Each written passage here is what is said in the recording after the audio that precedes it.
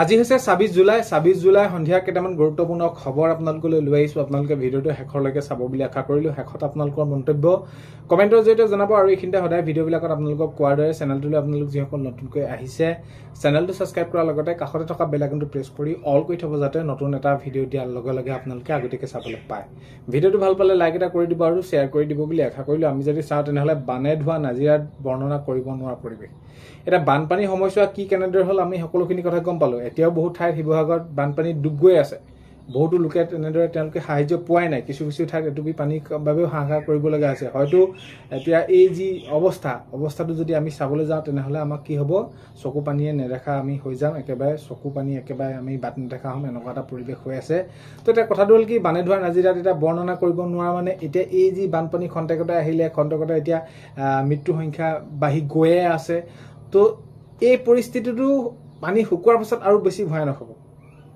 পানী শুকোৱাৰ পাছত বহুত বেছি ভয়ানক হ'ব। ভয়ানক হ'ব মানে কি, দুৰ্গন্ধ, চাৰিওফালে বেমাৰ আজাৰ সেইটোতো আছেই। এই যি পৰিয়ালসমূহ, যিসমূহ বানাক্ৰান্ত পৰিয়াল, বিশেষকৈ বহুত বেছি যিসকল দুখীয়া দৰিদ্ৰ সীমা দিন হাজিৰা কৰা, এতিয়া বাতৰিবিলাকত আপোনালোকে সেইখিনি চাবলৈ পাইছে। তেওঁলোকে কি কৰি খাব, কেনেকুৱা ধৰণৰ হ'ব? শিক্ষাৰ্থীসকলৰ গোটেই কাগজ পত্ৰ গুচি গৈছে। কোনোবাই মেট্ৰিক দিব, ৰেজিষ্ট্ৰেশ্যন কাৰ্ড গুচি গৈছে। তেওঁলোকে কোনোবাই ITI কৰি আছিলে, কোনোবাই কিবা ডিগ্ৰী কৰি আছিলে, সকলোখিনি ডকুমেণ্ট। তো সেইখিনি ডকুমেণ্টৰ ক্ষেত্ৰত বা মাননীয় মুখ্যমন্ত্ৰী মহোদয়ে পদক্ষেপ লৈছে। কিন্তু কথাটো হ'ল কি, তেওঁলোকে যিটো শূন্যৰ পৰা আৰম্ভ কৰি এখন ঘৰ ঠন ধৰিবলৈ কিমান এটা মানে সময় লাগে সেইটো আমি বুজি পাওঁ। বা এই ক্ষেত্ৰত সঁচাকৈ এই পৰিৱেশ যাতে আমি দেখিম, আগত দেখিবই লাগিব। আমি সেইখিনি দেখিছোৱেই কেনেকুৱা কি এটা হ'বগৈ ভৱিষ্যতে। তো এইখিনি ক্ষেত্ৰত চৰকাৰে এটা অতি সোনকালে ব্যৱস্থা গ্ৰহণ কৰি এই যিসকল লোক আছে তেওঁলোকক যাতে সহায় সহযোগ কৰে বা এইখিনি কৰাৰ কথা মাননীয় মুখ্যমন্ত্ৰী মহোদয়ে প্ৰতিশ্ৰুতি দিছে। কথাটো হ'ল কি, বানপানী শেষ হৈ যোৱাৰ পাছতে বেছি ভয়ানক পৰিৱেশটো সৃষ্টি হয়।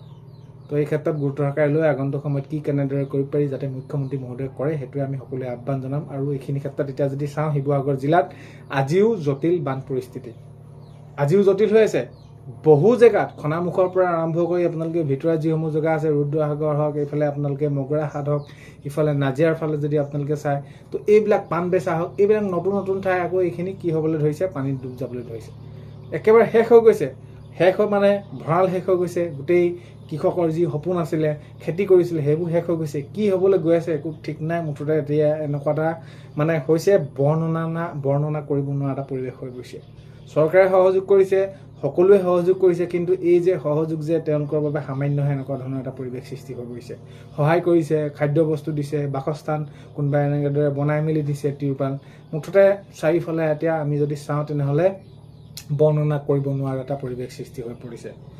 নেক্সটটো খবৰ যদি চাওঁ, মহিলাসকলৰ বাবে এইটো ভাল খবৰ যে অৰুণোদয় আঁচনি পাব। এতিয়া অৰুণোদয় আঁচনি যিসকলে পাম নাপাম আপোনালোকে সুধি আছিলে, অতি সোনকালে আপোনালোকে আগষ্ট মাহৰ পৰা অৰুণোদয় আঁচনি পাব আৰু এই ক্ষেত্ৰত মাননীয় মুখ্যমন্ত্ৰী মহোদয়ে জনাইছে। আৰু এতিয়া আগতে কি হৈছিলে, অৰুণোদয় আঁচনিখনৰ ক্ষেত্ৰত কিবা খেলি মেলি লাগিলে আপোনালোকে জনাবলৈ কোনো ধৰণৰ নিৰ্দিষ্ট ঠাই এটুকুৰা নাছিলে। ধৰি লওক আপোনালোকে অৰুণোদয় আঁচনিয়ে নাপায়, ধৰি লওক আপোনালোকে অৰুণোদয় আঁচনিত কিবা এটা খেলি মেলি হৈছে, পাব নাপাব, এইখিনি ক্ষেত্ৰত এতিয়া সমষ্টিয়ে কি কৰিব, এতিয়া অভিযোগ দিবৰ বাবে এটি অফিচ থাকিব। অফিচ আপোনালোকে তাতে কি কৰিব পাৰিব, আপোনালোকৰ অভিযোগসমূহ জনাব পাৰিব যে অৰুণোদয় আঁচনি কিয় পোৱা নাই, মই পাব লাগে নে নালাগে। তো এইখিনি ক্ষেত্ৰত এতিয়া মাননীয় মুখ্যমন্ত্ৰী মহোদয়ে সিদ্ধান্ত গ্ৰহণ কৰি এইখিনি জনাইছে। নেক্সটটো খবৰ যদি চাওঁ, নতুন কাপোৰ দি সহায় কৰিব লাগে বানপীড়িতক, মাননীয় মুখ্যমন্ত্ৰী মহোদয়ে জনাইছে। এতিয়া কথাটো এইটো হৈছে যে বহুত ভাগে কোনোবাই ধৰি লওক 2-এমাহ পিন্ধা কাপোৰো দিছে। এইখিনি ক্ষেত্ৰত এইটোৱে ক'ব লগা আছে, মাননীয় মুখ্যমন্ত্ৰী মহোদয়ে কৈছে হয়তো কিছুমান মানুহে পিন্ধিব, কিছুমান মানুহে নিপিন্ধিব, আৰু পিন্ধিলেও কিবা এটা বেমাৰ হ'ব পাৰে। তো এইখিনিক লৈ কৈছে যে নতুন কাপোৰ দিব লাগে যিমান পাৰি। তেতিয়া এই চৰকাৰৰ ফালৰ পৰা আমি পদক্ষেপ ল'ম বুলি মুখ্যমন্ত্ৰী মহোদয়ে জনাইছে। নেক্সটটো খবৰ যদি সেইটোৱে চাওঁ, বানপানীৰ লগত জড়িত এইখিনি আমি আমাৰ যিটো এতিয়া প্ৰলয় আহিলে, প্ৰলয়ৰ পাছত এতিয়া আকৌ আমি যদি চাওঁ, শিৱসাগৰ দিখৌনৈত উদ্ধাৰ 2টা মৃতদেহ। তো আকৌ যদি আমি চাওঁ তেনেহ'লে আজি ৰাতিপুৱাৰ ভাগতে এটা এনেকুৱা ধৰণৰ খবৰ আহি পৰিলে। তো এতিয়া এনেকুৱা ধৰণৰ হৈ পৰিছে যে পোক পৰুৱা যিদৰে পানীত উটি যায়, মানুহৰ মৃতদেহ এনেদৰে উটি যাবলৈ ধৰিছে। কেনেকুৱা এটা পৰিস্থিতি হৈ গ'ল খন্তেকতে। তো প্ৰকৃতিয়ে যাতে আকৌ এনেকুৱা ধৰণে আকৌ প্ৰলয় নাহে সেইটোৱে কামনা কৰিম। তো বহুত বেছি দুখ লগা এটা ছবি হৈ পৰিছে, দুখ লগা ছবি, বহুত বেছি দুখৰ কথা হৈ পৰিছে।